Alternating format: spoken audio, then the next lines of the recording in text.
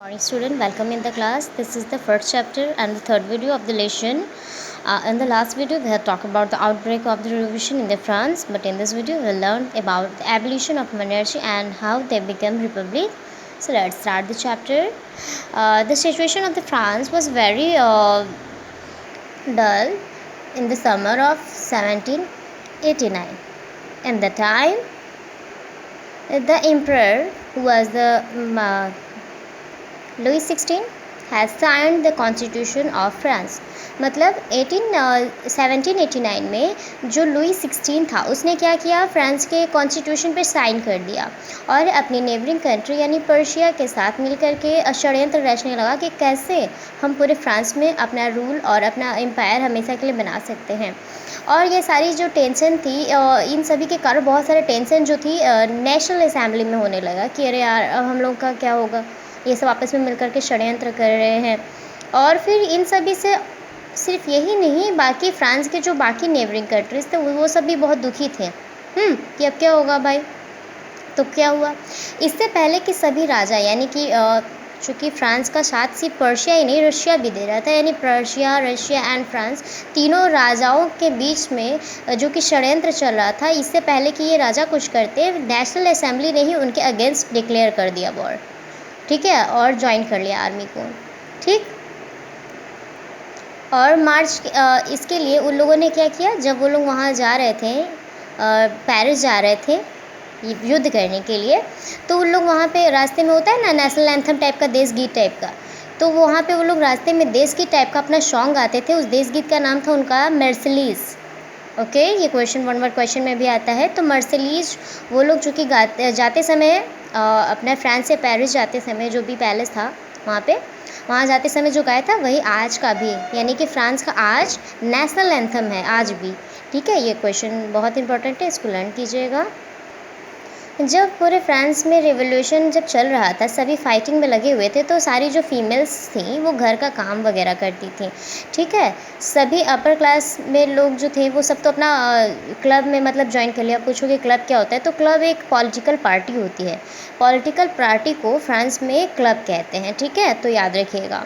सभी लोग अपने अपने पार्टी में जुट गए थे, क्लब में जुट गए थे। तो हुआ क्या, ये सारी जो आइडियाज़ थी अब वो मिडिल फैमिली यानी मिडिल क्लास में भी फैलते चलेगी, ठीक है। तो मिडिल क्लास ने भी एक अपना क्लब बनाना शुरू कर दिया, ठीक है, और वो काफ़ी फेमस क्लब था जिसका नाम था जैकोबिन। ओके, तो ये वहाँ के सेंट जैकब के नाम पेरिस का जो है उसके ऊपर था, ठीक। इसमें बहुत सारे लोगों ने इसमें पार्टिसिपेशन किया था, ये सबसे बड़ा था। इसमें कौन कौन लोग थे, they belong mainly prosperous section के, जो काफ़ी रिच सेक्शन के थे वो भी थे, शॉपकीपर भी थे, आर्टिशियन भी, शू मेकर, पेस्ट्री कुक, बहुत सारे लोग इस जैकोबिन क्लब के मेंबर थे, जिसका लीडरशिप कर रहा था मैक्सिमिलियन रॉबर्टस्पायर। ये बहुत इंपॉर्टेंट नाम है, इसको भूलिएगा नहीं, मैक्सिमिलियन रॉबर्टस्पायर। ओके, इसने क्या क्या लीडरशिप किया था जैकोबिन क्लब का। और उसी समय क्या हुआ, 1792 के समर में क्या हुआ, जैकोबिन क्लब जब चल रहा था तो बहुत सारे लोग जो थे पर्शियन, वो लोग काफ़ी गुस्से हो गए थे क्योंकि जो फूड की प्राइस थी काफ़ी बढ़ गई थी, ठीक है। तो 10 अगस्त के दिन वो लोग क्या किया, पैलेस में, ठीक है, राजा के पैलेस में चले गए और वहाँ का जो गार्ड था राजा का उसको मार दिया। और लुई 16 को भी क्या कर लिया गया, पकड़ लिया गया, मतलब उसको पकड़ के कैदी बना करके उसको इम्प्रिजन कर दिया गया। इम्प्रिजन मतलब जेल में बंद कर दिया गया, ठीक है। अब चूँकि कोई राजा रहा नहीं तो इसलिए उन लोगों ने क्या किया, नया इलेक्शन हेल्ड करवाया।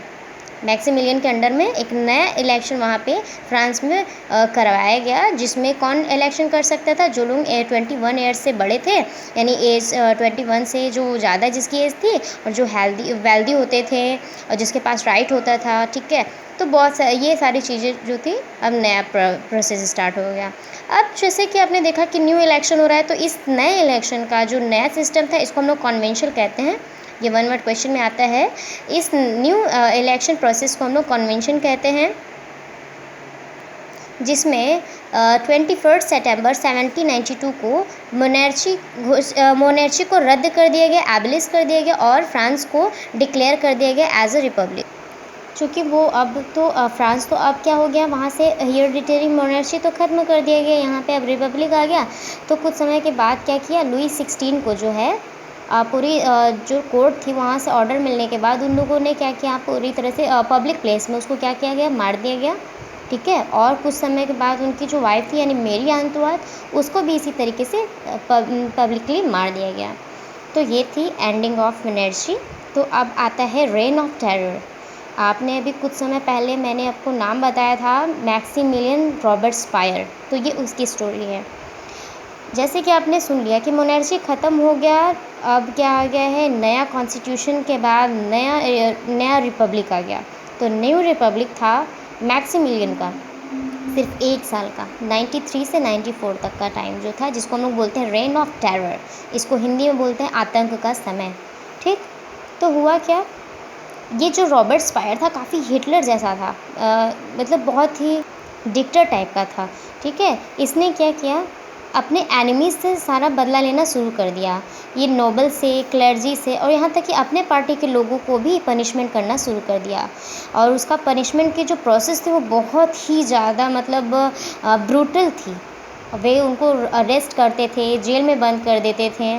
ठीक है, फिर उसको क्या करते थे, गेलेटिन दियाते थे या तो फिर गैलोटिन। अब आप पूछोगे ये कौन सा फ्रेंच वर्ड है गैलोटिन, तो मैं इसके बारे में ज़रा दिखाती हूँ आपको। तो गेलेटिन एक तरह का मतलब एक ऐसा मतलब तरीका था जिसमें एक मशीन होती थी, जिसमें नीचे सर रखा जाता था किसी का, और ऊपर से ये ब्लेड होता था।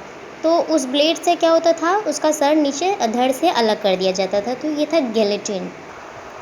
तो ये तो था गेलेटिन। गेलेटिन डिवाइस जो था ये 2 प्लेट और 2 पोल्स और ब्लेड से बना हुआ था, जैसे मैंने आपको बताया, और हेड उससे निकाल दिया जाता था। ठीक है, ये नाम डॉक्टर गेलेटिन के ऊपर था जिसने इन्हें इन्वेंट किया था। रॉबर्टस्पायर का जो था मतलब जो गवर्नमेंट का तरीका था वो बहुत बुरा था, क्योंकि बहुत सारा रीज़न भी था उसका। क्योंकि उसने क्या किया था, वेजेस और प्राइस को फिक्स कर दिया गया था, और मीट और ब्रेड को भी हम लोग मतलब रेशन कर दिया। मतलब कि अब आप क्या बोलते हैं, एक अपने एवरेज से ज़्यादा नहीं ले सकते, वो फिक्स होता था कि आपको इतना ही लेना, उससे ज़्यादा आपको नहीं मिलेगा एक्स्ट्रा। पीसेंट जो लोग थे उनको